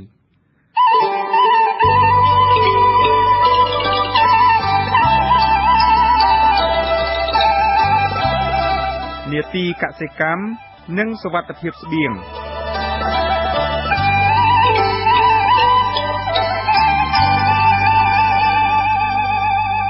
ប្រជាកសិករប្រមាណ50គ្រួសារនៅក្រុងបាត់ដំបងខេត្តបាត់ដំបងចាប់យករបរជីរណាឬហៅថាជីបន្លាធ្វើជារបរបន្ថែមក្រៅពីធ្វើស្រែចម្ការដើម្បីរកចំណូលដោះស្រាយជីវភាពប្រចាំថ្ងៃរបស់ពួកគេប្រជាកសិករនិយមដាំដំណាំប្រភេទនេះនៅលើដីឋានឬក៏នៅលើដីស្រែក្បែរផ្ទះរបស់ពួកគេតើប្រជាកសិករនិយមដាំជីរណាដោយរបៀបណាលោកហ៊ុំចម្រើនមានសេចក្តីរាយការណ៍ពីខេត្តបាត់ដំបងជីរណាឬហៅថាជីបន្លាគឺជាប្រភេទបន្លែគ្រឿងផ្សំមួយប្រភេទដែលមានក្លិនឈ្ងុយប្រហើរនិងមានរសជាតិឆ្ងាញ់ពិសាប្រជាកសិករពន្យល់ថាជីរណាងាយស្រួលដាំនិងងាយថែទាំហើយឆាប់បានផលដោយប្រើរយៈពេលប្រមាណ4ខែកន្លះ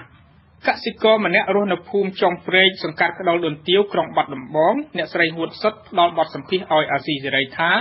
អ្នកស្រីប្រកបរបរដាំជីរណានេះតាំងពីឆ្នាំ 1998 មកហើយអាចរកប្រាក់ចំណូលដោះស្រាយជីវភាពគ្រួសាររបស់អ្នកស្រីធ្វើឲ្យរស់នៅជួបជុំគ្នាដោយមិនបាច់ធ្វើចំណាកស្រុកទៅស្វែងរកការងារធ្វើឆ្ងាយពីផ្ទះនោះទេអ្នកស្រីបន្តថាដំបូងឡើយគ្រួសាររបស់អ្នកស្រីដាំជីរណានៅលើផ្ទៃដីប្រមាណ 1000 ម៉ែត្រការ៉េតែក្រោយមកអ្នកស្រីបានពង្រីកផ្ទៃដីរហូតដល់ជាង 3000 ម៉ែត្រការ៉េឬប្រមាណ 6 ងាអ្នកស្រីបន្ថែមថាផ្ទៃដីទាំងអស់នេះចំណាយអស់ដើមទុនច្រើននៅពេលដាំលើកដំបូងប្រមាណ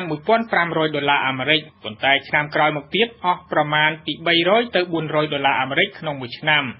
គ្រូទេលោកគ្រូយើងដាំដូចថាយើងដាំជីទៅដូចថាយើងអាចឆ្លងកាត់មួយថ្ងៃបានទៅបាន20គីឡូទៅ30 គីឡូទៅបានណែ 45,000 ទៅបាន40ទៅបាន 60,000 ទៅអាចទៅចត់ទៅហើយយើងបានថ្លៃប្រេងថ្លៃអីហើយយើងហូបវាទូជាជាងតែយើងអត់បានដាំលោកគ្រូយើងធ្វើស្រែទៅមុខវាអត់បានទេបើយើងដាំជីយើងទៅវាទូជាខែនេះគឺយើងរកអត់បានយើងមានកូនមានចៅមើលចៅអញ្ចឹងយើងដាំជីទេធូរមែនទេអ្នកស្រីបន្ថែមថាផ្ទៃដីជាង 3,000 ម៉ែត្រការ៉េអ្នកស្រីអាចរកប្រាក់ចំណូលពីរបរកសិកម្មមួយនេះបានប្រមាណពី 2,000 ទៅ 3,000 ដុល្លារអាមេរិកក្នុងមួយឆ្នាំគឺបានតិចឬបានច្រើនទៅតាមតម្លៃជីមានហាងឆេងខ្ពស់ឬទាបអ្នកស្រីហួតសុតពន្យល់ពីរបៀបដាំជីរណាថាជីប្រភេទនេះអាចដាំបានពីររបៀបគឺដាំដោយសាបគ្រាប់នៅលើថ្នាលនិងសាបកូនយកទៅដាំអ្នកស្រីថាមុននឹងសាបកូនត្រូវភ្ជួរដីហាលវាឲ្យបាន 3 ទៅ 4 ដងក្នុងមួយខែរួចយកជីគីមីឈ្មោះជី 1846 រោយពីលើរងឬដាក់ជីលាមកសត្វក៏បាន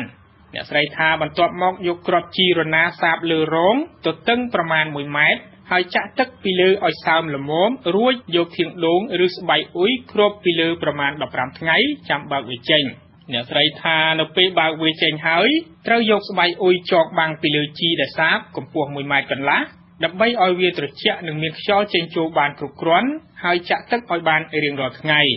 ដាំទៅដល់ពេលរយៈពេល 3 ខែបានកាត់ជីនឹងលក់បាទយើងថែទាំយ៉ាងម៉េចទៅពេលដែលយើងដាំនោះបាទថែទាំដូចថាយើងបាចជីសបន្តិចទៅហើយដកស្មៅវាហើយក្តិចកាវាចោលខ្លះទុកមួយទៅវាអាចបានស្លឹកច្រើនមកបានយើងកាត់លក់បានវិធីទី 2 ត្រូវសាបកូនរយៈពេល 1 ខែកន្លះចាំដកវាយកទៅដាំនៅលើថ្នាលរួចគ្របស្បៃអ៊ុយកម្ពស់ 1 ម៉ែត្រកន្លះហើយចាក់ទឹកឲ្យបានរៀងរាល់ថ្ងៃដូចគ្នា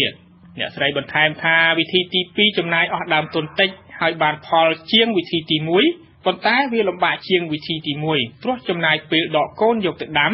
មួយម៉ាច់កន្លះហ្នឹងគ្របដើម្បីចាំបាច់គឺថាដល់ត្រូវក្តៅទៅជីអត់ល្អទេដល់យើងគ្របស្បៃអុយមិនបានជីល្អមិនបានខ្វល់អញ្ចឹងហើយគ្រូស្បៃអុយនោះគ្របគឺថាយើងជីកបកោ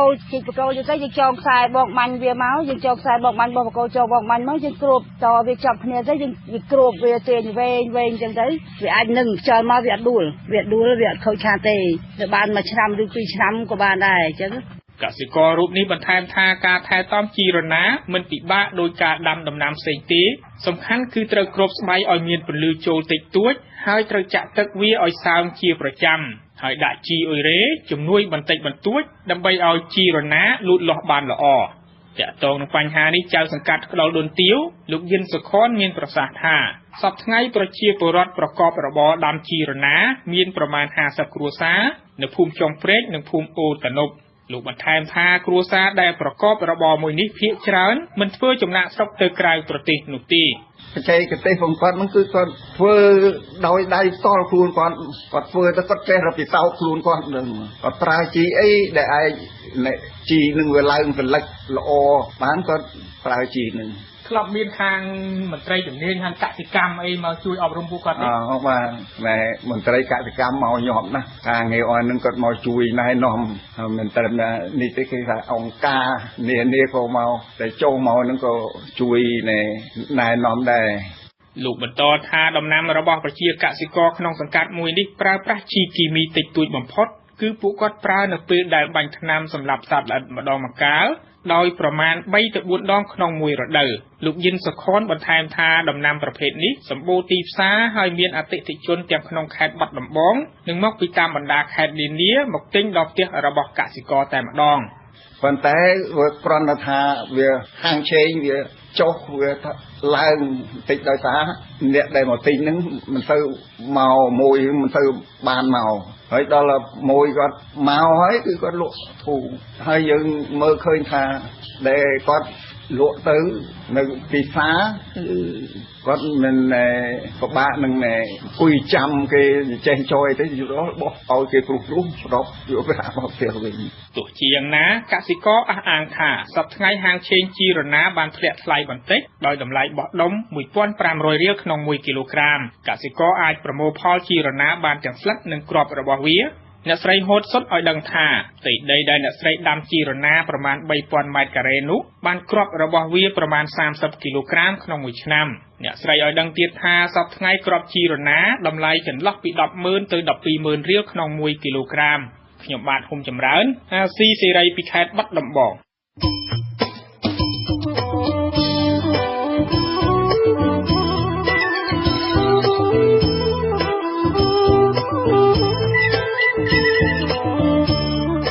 សេចក្តីជូនដំណឹងពីឱកាសចូលរួមវគ្គបណ្ដុះបណ្ដាលផ្នែកសារព័ត៌មាននិងឱកាសធ្វើកម្មសិក្សាផ្នែកទូរទស្សន៍នៅអាស៊ីសេរីជាភាសាខ្មែរ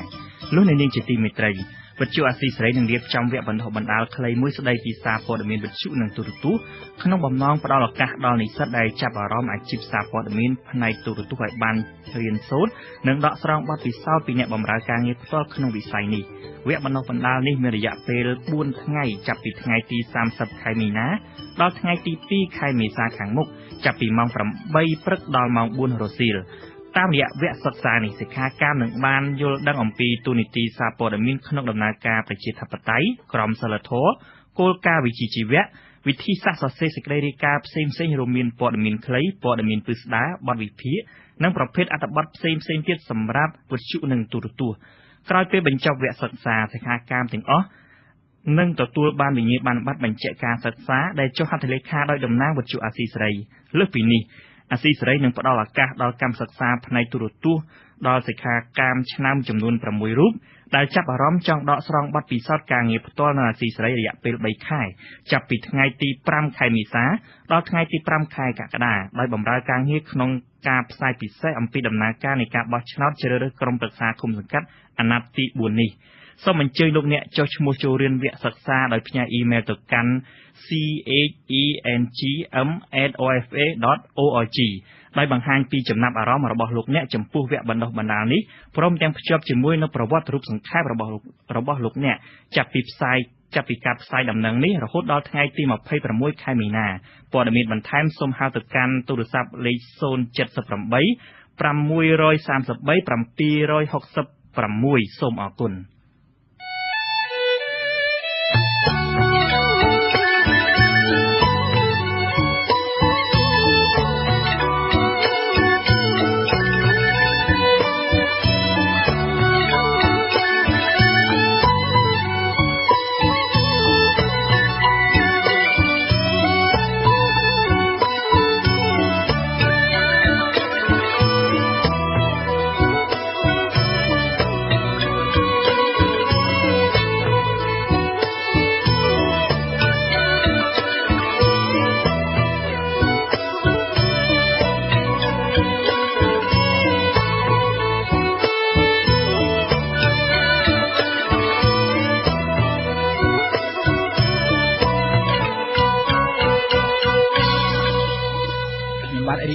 សូមជូនព័ត៌មានបញ្ចប់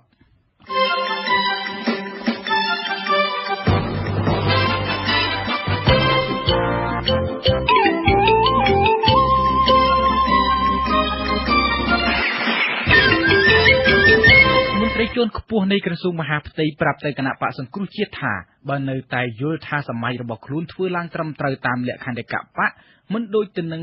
លើកឡើងនៃខ្លឹមសារលិខិតរបស់រដ្ឋមន្ត្រីក្រសួងមហាផ្ទៃលោកសខេងនោះគណៈបកសង្គ្រោះជាតិអាចប្តឹងទោសទៅតុលាការកំពូលបានចំណែកអនុប្រធានគណៈបកសង្គ្រោះជាតិសុំមិនឆ្លើយតបនៅឡើយដោយរងចាំការជួបចរចាគ្នានៅចុងខែមីនានេះសិន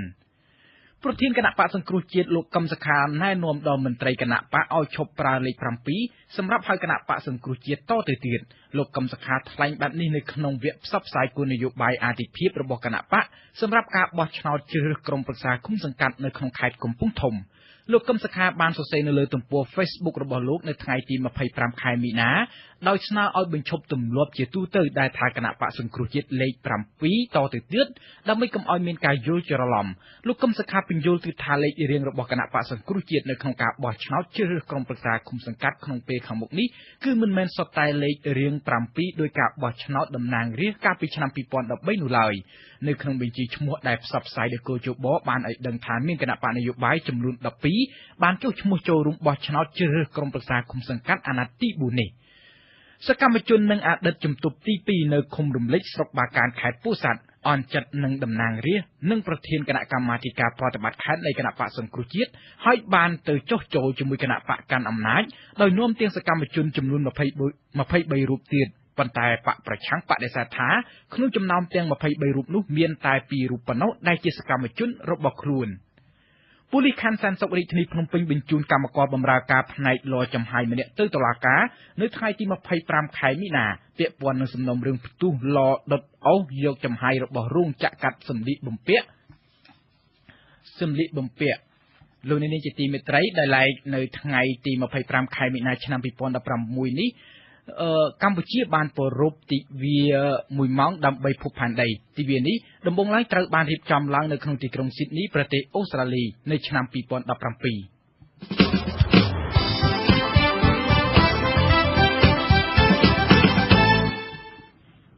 កម្មវិធីផ្សាយរបស់វិទ្យុអាស៊ីសេរីនៅពេលនេះចប់ត្រឹមតែប៉ុណ្ណេះ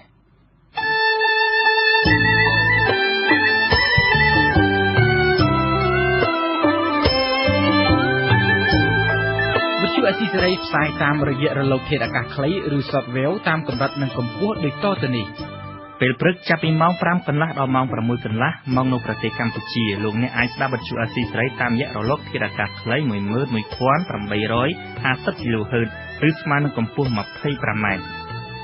ពេលយប់ចាប់ពីម៉ោង 7 កន្លះដល់ម៉ោង 8 កន្លះតាមរយៈរលកធាតុអាកាសខ្លី 11750 kHz ស្មើនឹងកម្ពស់ 25mលោកអ្នកនាងអាចស្ដាប់តាមការផ្សាយផ្ទាល់របស់វិទ្យុអាស៊ីសេរីតាមរយៈប្រព័ន្ធអ៊ីនធឺណិតដោយចូលទៅកាន់គេហទំព័រ www.ofa.org/ ខ្មែរនិងស្ដាប់តាមការផ្សាយបន្តរបស់វិទ្យុ FM មួយចំនួនដូចតទៅវិទ្យុស្ទឹង QFM 98.70 MHz នៅខេត្តបាត់ដំបងនិង FM 88.30 នៅខេត្តបន្ទាយមានជ័យដែលផ្សាយនៅពេលព្រឹកចាប់ពីម៉ោង 7 ដល់ម៉ោង 8 និងនៅពេលយប់ចាប់ពីម៉ោង 9 ដល់ម៉ោង 10វិទ្យុកំពង់ចាម FM 98.70 MHz នៅខេត្តកំពង់ចាមដែលផ្សាយនៅពេលព្រឹកចាប់ពីម៉ោង 7 ដល់ម៉ោង 8 និងពេលយប់ចាប់ពីម៉ោង 8 ដល់ម៉ោង 9វិទ្យុសំឡេងកូនខ្មែរ FM 88.70 MHz នៅខេត្តកំពតដែលផ្សាយនៅពេលព្រឹកចាប់ពីម៉ោង 7 ដល់ម៉ោង 8 និងនៅពេលយប់ចាប់ពីម៉ោង 9 ដល់ម៉ោង 10វិទ្យុ FM 102 MHz នៅភ្នំពេញនៅខេត្តស្វាយរៀងកំពង់ចាមនិងនៅខេត្តកំពង់ធំដែលផ្សាយនៅពេលព្រឹកចាប់ពីម៉ោង 7 ដល់ម៉ោង 8 និងពេលយប់ចាប់ពីម៉ោង 10 កន្លះដល់ម៉ោង 11 កន្លះវិទ្យុសំបុកឃ្មុំ FM 105 MHz នៅពេលព្រឹកចាប់ពីម៉ោង 6 ដល់ម៉ោង 7 និងនៅពេលយប់ចាប់ពីម៉ោង 8 កន្លះដល់ម៉ោង 9 កន្លះវិទ្យុ FM 90 MHz នៅភ្នំពេញវិទ្យុឃ្លៀងមឿង FM 90.25 MHz នៅខេត្តបាត់ដំបងវិទ្យុស្ទឹងសែន FM 88.5 MHz នៅខេត្តកំពង់ធំនិងវិទ្យុគិរីដងរែក FM 90.25 MHz នៅខេត្តឧត្តរមានជ័យដែលផ្សាយនៅពេលព្រឹកចាប់ពីម៉ោង 6 កន្លះដល់ម៉ោង 7 កន្លះនិងពេលយប់ចាប់ពីម៉ោង 9 កន្លះដល់ម៉ោង 10 កន្លះវិទ្យុអង្គររដ្ឋា FM 95.5 MHz នៅខេត្តសៀមរាបដែលផ្សាយនៅពេលព្រឹកចាប់ពីម៉ោង 7 ដល់ម៉ោង 8 និងនៅពេលយប់ចាប់ពីម៉ោង 8 កន្លះដល់ម៉ោង 9 កន្លះក្រៅពីនេះលោកអ្នកនាងក៏អាចអាននិងទស្សនាព័ត៌មានវិទ្យុអេស៊ីសេរីលើទូរស័ព្ទដៃរបស់អស់លោកអ្នកនាងផ្ទាល់សូមលោកអ្នកនាងចូលទៅកាន់បណ្ដាញសង្គម Facebook ដែលមានអាសយដ្ឋាន www.facebook.com/rfa cambodia និង YouTube www.youtube.com/rfa khmer video សូមអញ្ជើញលោកអ្នកនាងចុច like និងចុច Subscribe ដើម្បីទទួលបានព័ត៌មានថ្មីទាន់ហេតុការណ៍និងទស្សនាព័ត៌មានជាវីដេអូផ្សេងៗទៀតបានគ្រប់ពេលវេលាយើងខ្ញុំសូមជូនពរដល់អស់លោកអ្នកនាងទាំងអស់ព្រមទាំងក្រុមគ្រួសារឲ្យជួបប្រកបតែនឹងសេចក្តីសុខចម្រើនរុងរឿងកុំបីឃ្លៀងឃ្លាតឡើយខ្ញុំបាទប្រាជ្ញនិងលោករីវិញូព្រមទាំងក្រុមការងារទាំងអស់នៃវិទ្យុអាស៊ីសេរីសូមអរគុណសូមជម្រាបលារាត្រីសួស្តី